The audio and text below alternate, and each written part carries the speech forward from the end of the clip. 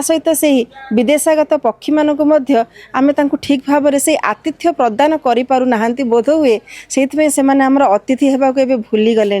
देखो कौन हो आम जो आमर उन्नतिर पथ आम खाली देखुचे आम बहुत गठनात्मक कार्य करुचे आमर शिल्पर उन्नति होची तेणु से सब डिस्टर्बान्स होची ताको पक्षी सहजरे ग्रहण करि पारु नाही।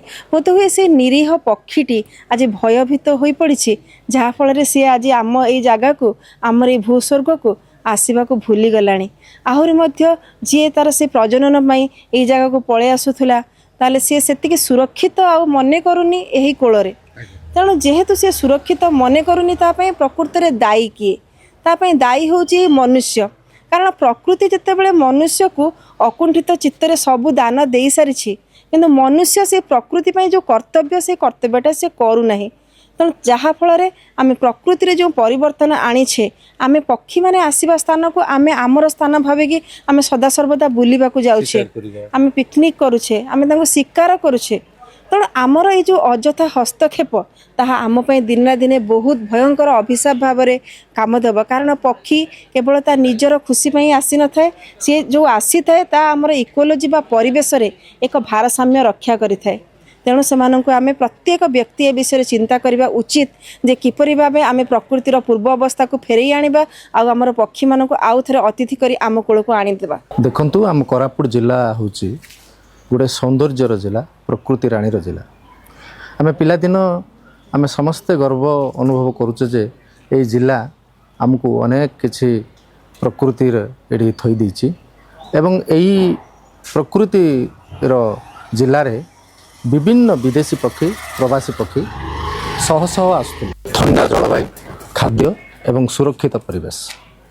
किंतु आज आम विकास नारे मनीष जो कार्यकलाप गुड़िक करुच्ची ताहा निश्चित रूपे से सब जिनस से पक्षी मैंने पाई पारु नांती। तेणुकरी आम जिले में एत गुड़े ह्रद अच्छी नदी अच्छी जलाशय अच्छी सबू थी आम से जो जिनस पाई पारना। आम पिला आमको पचारुंट आम छोट थिला बेले आम अनेक पक्षी देखुले किंतु न देखिबार मूल कारण होची आम उन्नति नारे विकास नारे शिल्पायन नारे आम अनेक किसी सेमानक परिवेश को नष्ट करुचे। सेमाने प्राकृतिक प्राणी से प्रकृति की धरिकी रहती। जलवायु भी परिवर्तन जलवायु तो निश्चित रूपे परिवर्तन होती। तेणु से जलवायु परिवर्तन मुख्य कारण आम देखा आग काल बहुत ठंडा भी लगुला आम जिला किंतु आस्ते आस्ते बिल्कुल ठंडा भी एवं से कम अनुभव होची जोड़ा कि सेमानक विपद सृष्टि करुच्चे। गत वर्ष तुलन में आम गत वर्ष आम प्राय 43 प्रजाति पक्षी पाई जो आमर थिला 16 प्रजाति माइग्रेटोरी और 27 रेसिडेंट प्रजाति थे किंतु ए वर्ष से माइग्रेटोरी प्रजाति कमी ए वर्ष आम 11 प्रजातिर माइग्रेटोरी पक्षी और 24 प्रजातिर आम जोड़ा आम अंचल रेसिडेंट पक्षी अच्छा से आम गत वर्ष गणना अनुसार किंतु आम पक्षी संख्या बढ़ी जोटा कि आम गत वर्ष थिला 5413 थिला ए वर्ष से बढ़ी कि 6955 पहुँची। विदेशी पक्षी कमी कि विदेशागत पक्षी देखुले आम जोटा स्पीसीज जोटा आम प्रजाति से जोटा गत वर्ष 16 थिला ए वर्ष आम 11 पाइछु। साधारणतः पक्षी सार माने जो आसंती को जगह से भल पाती माने केमती से लाइक करुँच कहीं आम अंचल एक्चुअली देखिए माइग्रेटोरी पक्षी मानकर बहुत क्यारेक्टरिस्टिक्स अच्छी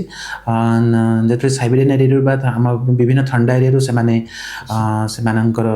बासस्थान एवं प्रजनन से पलि आसती खाद्य एवं तृतीय खाद्य आसिक से कोरापुट देखिए आम बहुत भल गोटे परिवेश अच्छी से किसी बायोटिक इंटरफेरेन्स आम कौन डिस्टर्बांस आम आज जाए के परिलक्षित होनी के शिकार करवा कि कौन से डिस्टर्ब करे सेमती केबे भी हेनी जो से कोरापुट को भी से बहुत भल आसुँच जोटा कि आम कोलाब रिजर्वायर देखिए बहुत भल परिवेश बहुत बड़ एरिया से बहुत पक्षी भी प्रतिवर्ष पाऊ।